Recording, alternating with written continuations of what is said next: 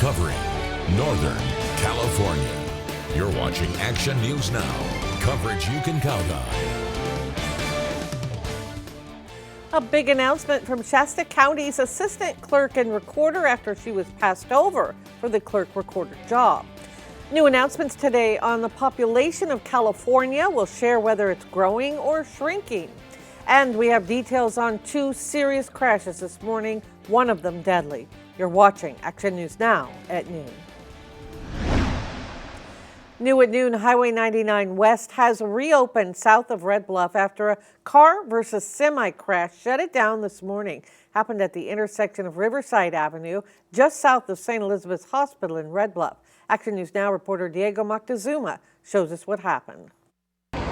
Just before 9 this morning, this white sedan was traveling northbound here on Highway 99 West when it veered off into the southbound lane, hitting a Walmart big rig truck. The driver of the white sedan sustained major injuries and was sent to St. Elizabeth Hospital.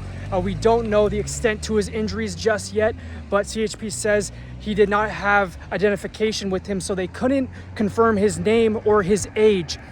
Now, the driver on the Walmart truck big rig did not sustain major injuries. He had minor injuries and some back pain. He was not sent to the hospital. CHP says the cause of the crash is under investigation. Drugs and alcohol is not a factor in this investigation. In Tehama County, I'm Diego Moctezuma with Action News Now. Also new at noon, a deadly crash on Highway 299 where a car ran off the road into the Trinity River. CHP says it happened just before 2 a.m. today, just east of Big Flat. Officers say a 9-month-old child died in the crash, but that the search continues for his body. A 21-year-old woman and a 19-year-old man escaped with moderate injuries. All are from Shasta Lake. The crash is still being investigated, but the CHP says alcohol and drugs were not a factor.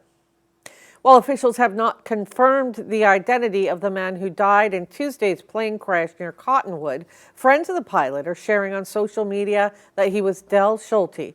Friends call him an accomplished pilot who ran the CHP aviation division for Northern California.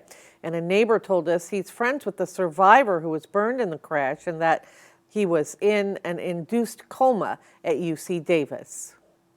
Well, you may be seeing a lot of smoke today in the Weed area of Siskiyou County. We captured this video from the Alert California Hammond Ranch camera just about a half hour ago. Not to worry, though. It is part of the McBride prescribed burn in the Shasta Trinity National Forest. It's successfully initiated the test fire for a total of 171 acres that will be burned between today and tomorrow along the Everett Memorial Highway as weather and fuel conditions allow. Now, as far as those conditions that could impact the burn, we check in with Court Klopping.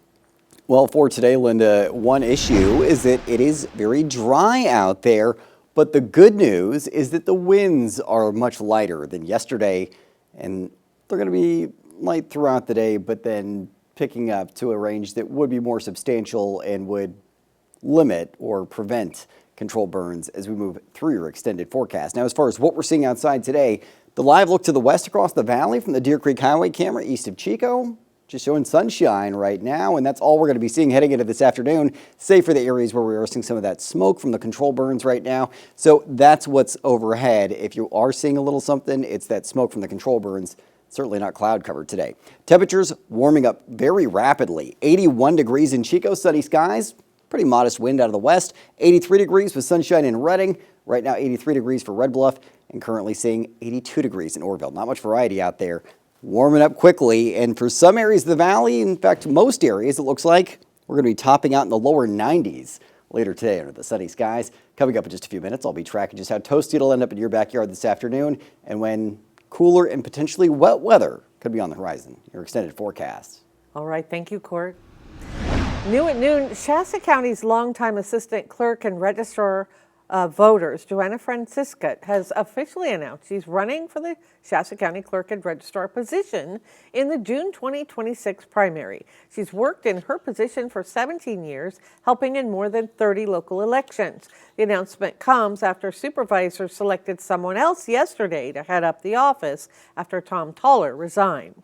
The board vote was 3-2 to appoint Florida Attorney Clint Curtis to fill the retiring Tom Tuller's position for the rest of Tuller's term. The vote followed a contentious meeting yesterday where Supervisors Alan Long and Matt Plummer voted against the move.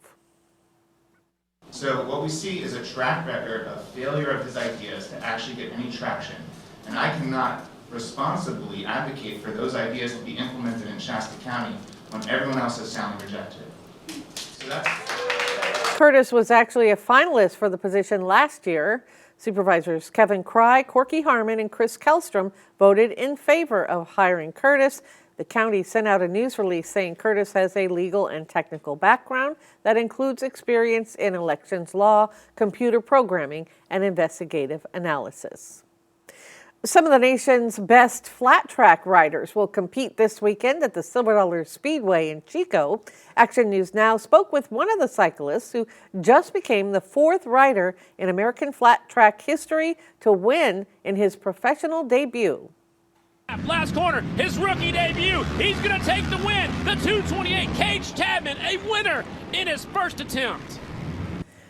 Tadman of Salinas was a six-time amateur national grand champion. He competed and won the race at the Ventura Flat Track last weekend, and Tadman says he'll be facing some of the best riders around in Chico this weekend.